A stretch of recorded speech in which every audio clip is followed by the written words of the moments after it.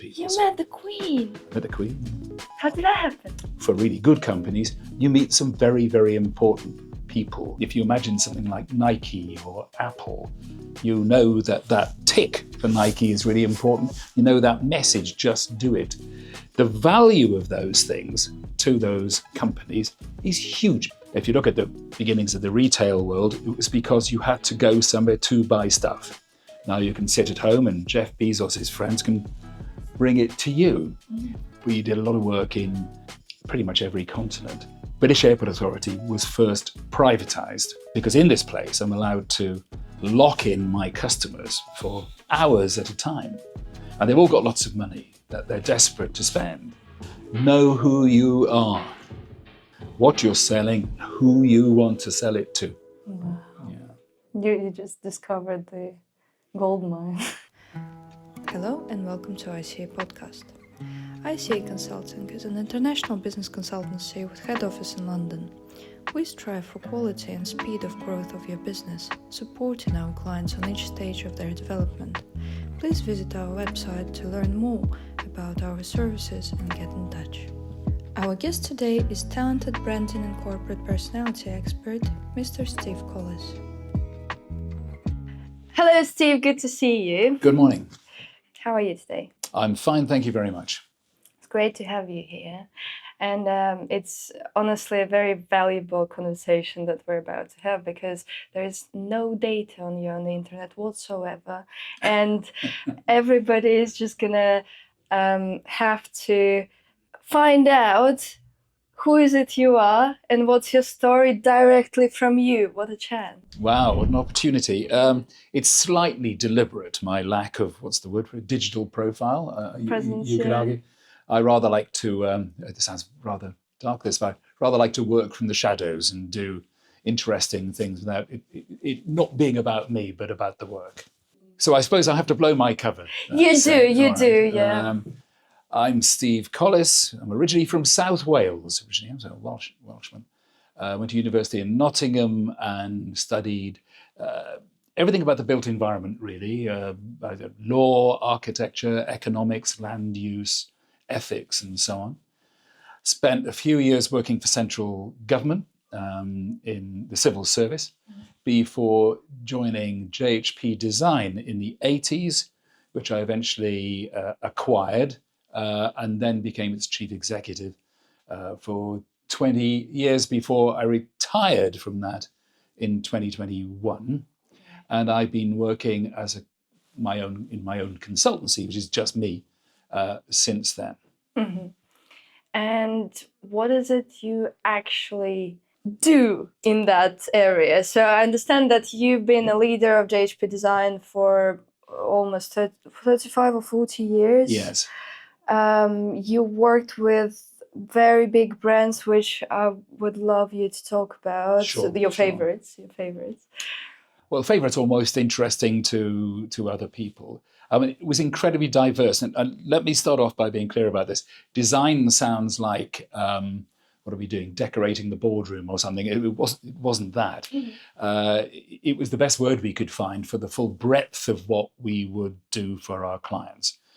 And what we were doing was to be involved in the complete identification of what those businesses are, what they mean to other businesses and to the public that might consume, their customers that might consume whatever it was they sold. So in terms of the output, it could be anything. It could be the name over the door, what they're called, the font it's in, the design of their buildings, the interior environment, the clothes the staff wear, the packaging around their products if they're physical ones, the way they're communicated if they're digital ones, the full breadth of the experience of what a thing is.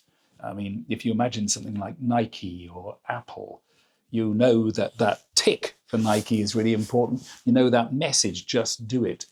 The value of those things to those companies is huge because that's what faces out to the customers that buy in to those products. Yeah, the first touch point, the tagline. The first touch point, the first visible thing. Interestingly with that, it means to say if for really good companies, you meet some very, very important people. I mean, if I was designing your personality, you'd want to meet the person that was doing it for you, wouldn't you? It's very important. And that's how, despite me having no internet profile, I've met a lot of very, very I know you met high-ranking and senior people. You met the Queen. I met the Queen. Yeah. How did that happen? We won the Queen's Award for Enterprise for our consultancy, for taking it from being a British-based company with all our work being in the UK to 90% of our work being around the world. So we're working in anywhere from Korea to California. You name a country. So was it pretty much an award for internationalization? Yes, and for enterprise, basically, for bringing business to the country, bringing it in. Great. So how was the experience meeting the Queen, shaking hands? It was actually, I imagined I was going to something where there would be hundreds and hundreds of people, but it was incredibly intimate. There were probably about 20 people there. And so I met the Queen and Duke of Edinburgh. It was, she was absolutely charming. Oh, yeah. And made you feel like the only person in the room, as they say. So, yeah. That's great. Within 40 years is a lot, right? 40 Yes. years is a long experience.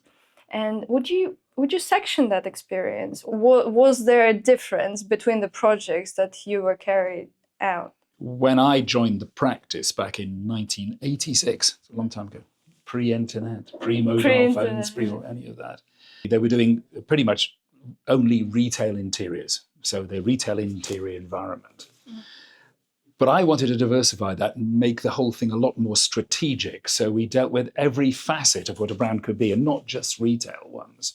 So we could deal with people who were providing digital services to someone else as time went on and that world expanded. So we changed from just doing the interior environment to doing the bag, the products, the architecture of the buildings. So we diversified that way, but also diversified by going international. We did a lot of work in pretty much every continent. Part of that was an inquiry we had in the late 80s, which was when British Airport Authority was first privatised. Mm-hmm. That happened under Margaret Thatcher. Suddenly the airports became places that could start making more of their income through commercial activity as opposed to just charging airlines to take off and land. Mm-hmm. It was an ex-director of Selfridges, one of our main clients, who contacted us and said, look, I've got a fantastic project. And we said, oh, yeah, what's that? He said, well, it's sort of a shopping centre, but it hasn't got any shops in at the moment. Because in this place, I'm allowed to lock in my customers for hours at a time. And they've all got lots of money that they're desperate to spend. So this is fantastic. I said, where's that? He said, it's Terminal 4 at Heathrow. He said, I've got all this space. If I'm convinced we fill it full of stores, all these business people, because Terminal 4 was a business airport, will buy lots and lots of stuff, And this was very different. Up until this point, throughout the world with airports, they were just basic duty-free stores. So we introduced all sorts of catering, all sorts of luxury goods brands, brands based on where you're going to go, products based on where you're going to go.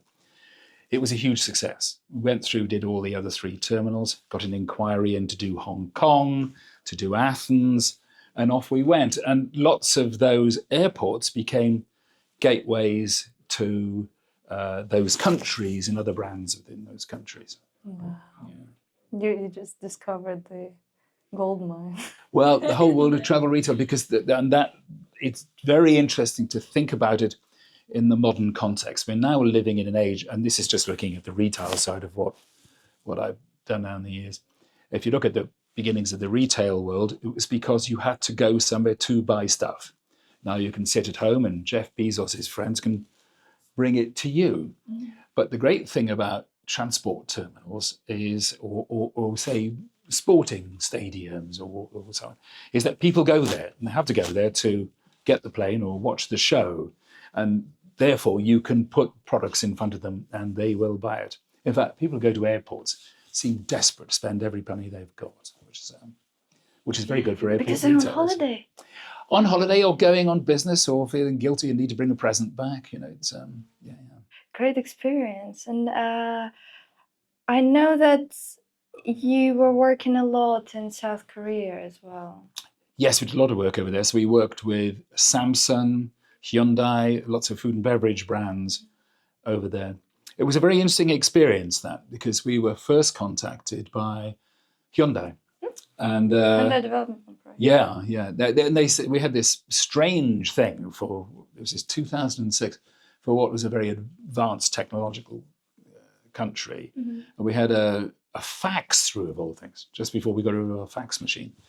And the fax said, we're Hyundai, we have department stores. Now, for us over here, we just thought they just did construction equipment or cars. Yeah. And they said, we have a department store. Would you like to, we know, I mean, it was broken English, that you did Selfridges in London. Would you like to compete to do a store against other design practices? And they were mostly Americans. So they invited you for a pitch? They invited us for a pitch, but they said, we will pay you $10,000 to pitch. That's a very exact figure. And it was tricky, this. So we managed to send a fax back. We translated into Korean to be polite. So we said, which wasn't easy. So we sent the fax back saying, yes, of course, we'd love to, with our bank details. And I almost thought, receive the $10,000. I almost thought this might be some sort of hoax, or it would never happen. And then my finance person came to me and said, this is odd. Somebody's put $10,000 into our account. So I said, well, we'd better do this pitch then. And it was that we had to pitch for just a small room, and it was a cosmetics area. So we did quite a nice scheme, and then managed to get an email address to eventually send our presentation off to Korea. And they came back and said, congratulations, you've won. We said, oh, it's marvelous, great. So we've got our $10,000. It's a project. When can you come over? I said, well, when would you like? So he said, next week. I said, fine. Well, out of interest, how big is the store, given the small area we had? Was pretty straight. And they said, it's 400,000 square feet, which was so it was a very big project, and we worked for Hyundai, and then we went on to work for Shinsegae, which is part of Samsung, also department stores, and the Lotte Group, SPC, many companies over in Korea. Paris Baguette. I still have many. Paris Baguette, yeah, they're part of SPC. Yeah, do you know that Paris Baguette is now in London? Yes, indeed, and they're in Paris, believe it or not, and New York, and I went over to California to look at them over there for them. So yeah, I just recently was crossing the High Street, Kensington, and there was a Paris Baguette right on the right-hand side. I was like, oh, that's a familiar logo. Oh, great. How did you find it to work with Koreans? Because I know they're very they're very disciplined, they're very on the point. How was that? I got a lot of old Korean clients who are very good friends, and they're some of them still clients, and they're very, very nice. One of them, Mr. Kim from SPC, he asked me what the best and worst things were about working in Korea. Uh-huh. And I said, the best thing about working in Korea is your work ethic. You work really hard. He said, what's the worst thing? I said, your work ethic. You'll keep working even when there's no work to do. And there was this it's this putting the hours in. In many ways, it's great because they do things quickly and get to market quickly. But sometimes a little more time would mean they could get it right faster. But I loved working over there. The people are very kind, hardworking, very interesting. And very, very outgoing, actually. I think it represents itself in the way that Korea has become, the food, the film industry, the products they design, their culture has been exported. Very much so. They're growing a lot. And it seems like all Asia is sort of taking their lead. That's together with Japan and China. It's and it's a place where you learn things. They brought us in to try and learn things from other parts of the world that they could use. Mm-hmm. Interestingly, I learned lots of things there that I've been able to use in other parts of the world. So, as an example, they have an approach to their department stores, which only dawned on me after a while when I was working with them, that actually the department stores are actually open plan shopping centres. Every little island you go to is rented out to a brand that operates it on its own. but there are no walls around them, so you flow through them freely.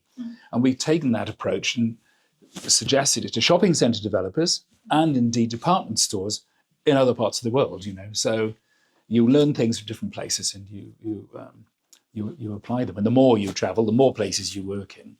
And we worked everywhere from Los Angeles to you name a place. It's very hard to think of a country we haven't done something in. So. Would you be able to name a couple of like big shopping centres that you designed in Europe? We work for Apsis in France, who are a big shopping centre developer in France and Poland, actually. And in Austria, we work with SES, Spa European Shopping Centres, which in itself was interesting, because when we worked with SES, it's because we originally designed their supermarkets for them, which is Interspas, Eurospas across Austria and Eastern Europe. And then ended up working on SES shopping centres everywhere from Maribor to Salzburg. And if we travel for a bit to Middle East, because since you said that you designed... Oh, you reminded me of one there. Yeah. Sabco. We designed shopping centres for Sabco, who are Sabco are a company owned by the Sultan of Oman. And we were working on Amouage, which was his luxury goods brand. He wanted it to be the first real luxury goods brand to come from the Middle East, from a sort of an Arab, if you like, develop. Is this a perfume brand? It's a perfume and home products, sort of candles and small furniture and so on. It's a lovely brand to work for. Their products are very delicate and exquisite. And Oman's a lovely country to visit if you get a chance. I recommend it. Yeah, one day. Yeah. I hope so. I know that when you design things, because I got to be honest, I worked with Steve for a while. She did. And when I joined JHP as a marketing manager, I was just fascinated by how you present the idea of a brand and of a project. You almost like the client is coming to you with a lot of ideas, with being like, I don't know what to do, like that they always are in this kind of liminal space, and you narrow it down so well. And at one point I realized that you write a poem for almost every single brand that you present. It could be a poem or some bit of prose for it, if you like. Yeah, I think to rewind to absolute basics, what really defines what I do now and what we did all the way through, and how we change things from this initial sort of decorative feel it as you go along approach, was to become a lot more rational and strategic. Bring things down to their basics. What have you got with anything that's bought or sold or transaction? You've got customers, you've got the product you're selling. Now, there can be lots of people selling that product. It could be a different type of tea or a vodka, for example. Now, the thing about vodka, it's a good example to use because the product's pretty much identical from one to another if you haven't got any flavors in it. It's water and vodka, water and alcohol mixed together. So you have to have the brand, which is the third element. So you've got the customer, the product, and the brand. And it's the brand that differentiates and defines. So which customers are you trying to sell your product to? Which position in the market? Are they A, B, or C level customers in terms of disposable income or demographics? And then with the product that you're trying to communicate to them, you have the brand context, the values of the brand, the approach that that brand uses to express itself is the thing that we define. Sometimes we'll have clients who don't really understand who their customers are, so we help them define that.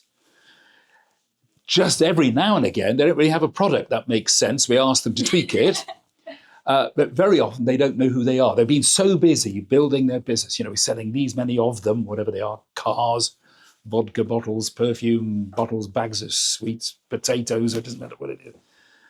They're so busy building their model, they don't know that they don't have an outward-facing view, which, if put into action properly, would enable them to sell a lot more of their stuff to their customers. So we help to define this. We help to define what it means. We used to call it the thematic platform. It's like, what is it that defines who you are? As I said before, it can be a customer-facing statement like "just do it," tick, or "think different," bitten apple, or it can be something that's internal that helps the business understand what it is to others.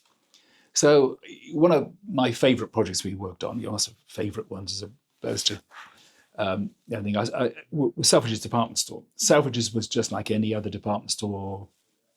It was doing okay. This is back in the 80s, early 90s. It was doing all right. It was a big building full of stuff and people would go there. But what did it stand for? What did it mean? So Tim Daniels was the chief executive, then Vittorio Radici came along.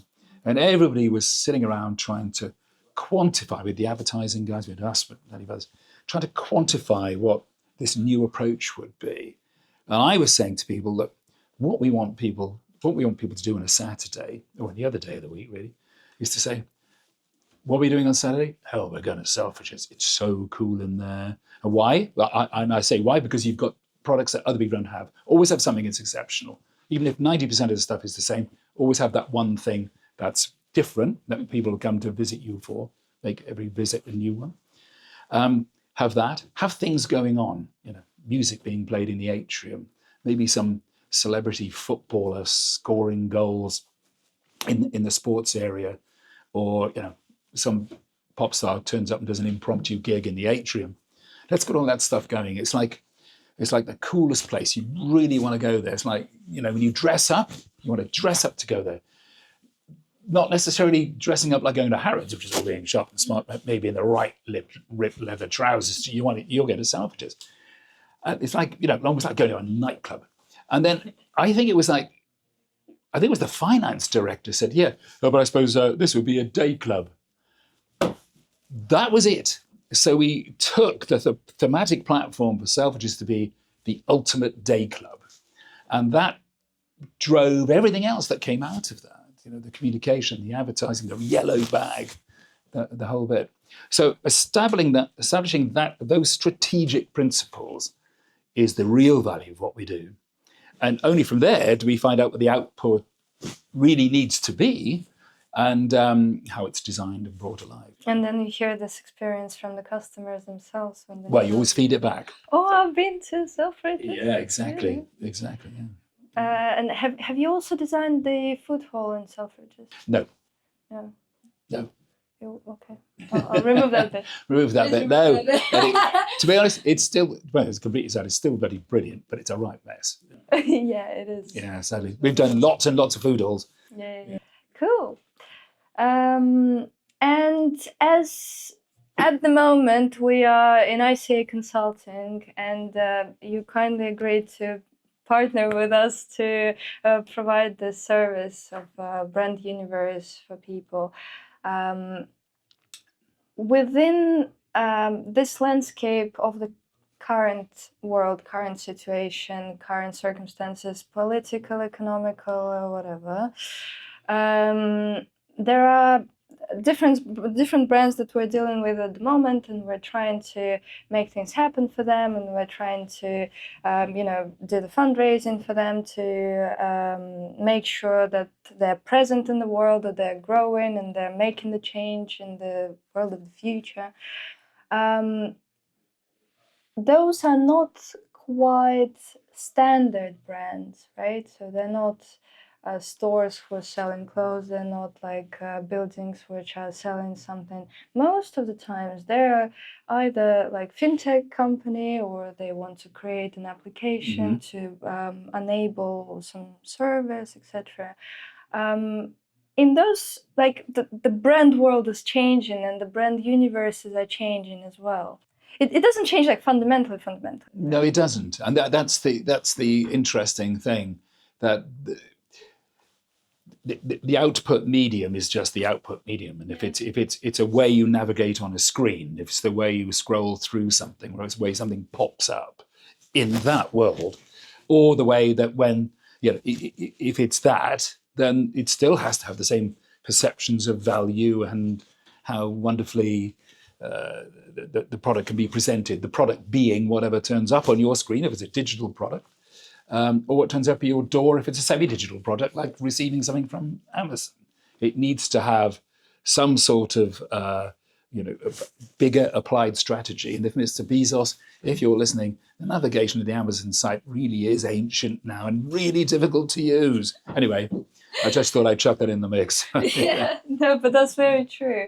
I personally started noticing that Amazon, eBay, and all those people who got very comfortable within the monopoly of the current situation, they don't quite provide a good customer experience in the user interface, do they? This reminder that you're absolutely right. So if you go back to what I said before, customer, product, and brand, it doesn't really matter whether you're getting off somebody is delivering it to your door, whether you're getting it from a store, however you're picking the thing up, the experience of it should be reflective of those values of that brand. What's interesting with technologies is that the city in the world which had the most advanced sanitation ever was London, when Bazalgette designed the sewage and water system for London. The trouble is, that's 150 years ago now. And when things get old, it's a really big job to renew them all. And you're right, you look at eBay and you look at Amazon, you think, oh my God. Then you look at something like Octopus Energy, who are very new. It's so ridiculously easy to use. It's I think a lot of people actually pay a bit more just to have the simplicity of use of something.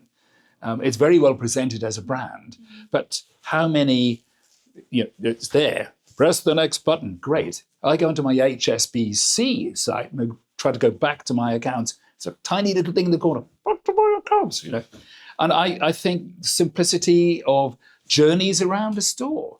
When we were doing store planning, we would make it utterly intuitive. And you hadn't realized that you'd gone past everything in the store when you left. But it was done by us deliberately to enable maximum exposure to product and simplicity of purchase. I think the same is true in the digital world. So the principles of understanding the values and how to express them in whatever medium, doesn't matter. You can add on more and more medium, and maybe, makes no difference. So, yeah. What would be your advice to those people who are starting their own business at the moment, starting on their startups, doing the fundraising, trying to believe in themselves? Know who you are. Know who you are, what you're selling, and who you want to sell it to. If you know that, and as time goes on, you realize, actually, you want to sell to these other customers, that's fine, because you've gone on a journey to get there. But just randomly doing stuff and hoping it might be right out there is not what it's all about. Now, that does not mean go out and find a designer and start designing a logo. How do you know it's the right sort of logo? That's all later. That's output. But there's identification of why you're doing what you're doing, who you're doing it for, and what the benefits are to people. Yeah, that's true. That's the main thing. You see, the customers are very interesting. Any type of customer is interesting because they look at things in two ways. They look at things from a rational perspective and an emotional perspective, and that all advertising is based around that. And they won't necessarily be honest with you about, if you go and ask them questions, your focus groups or research, about whether they are coming at things from an emotional or a rational point of view. So if you we're not very far from the City of London here, and I suspect a lot of the young gentlemen in the City of London, and young ladies as well, I guess, like driving Porsches. Yeah. If you ask them why they like their Porsches, they will tell you as well, because I like the 4-litre engine, the twin overhead camshafts, the revs at so much, blah, blah, blah. Reality is they like being seen driving around very slowly in their really cool car, but they're not going to tell you that. So it's understanding the emotional and the rational that helps you understand how people will perceive your product. There's a lot of work goes into all of this. A lot of unspoken things. Yes, right? there's a lot of. Yeah. So to get to the but long before we start to design anything, it's understanding the world of all that customer perception. Yeah. It's great that people like that exist in the world. Yeah. That you actually know it all, and Well, I don't know it all, but every project's a journey, to you an see, because you have to extent. understand the fundamentals of Yeah, these things. yeah, and then it's great to have you in ICA Consulting as a partner, and it's very valuable to Thank us. you. Thank you so Yeah, much. Thank you so much for the interview, and we'll see you next time to bring more experiences and stories. No problem. Thank you very much indeed for inviting me in. Thank you.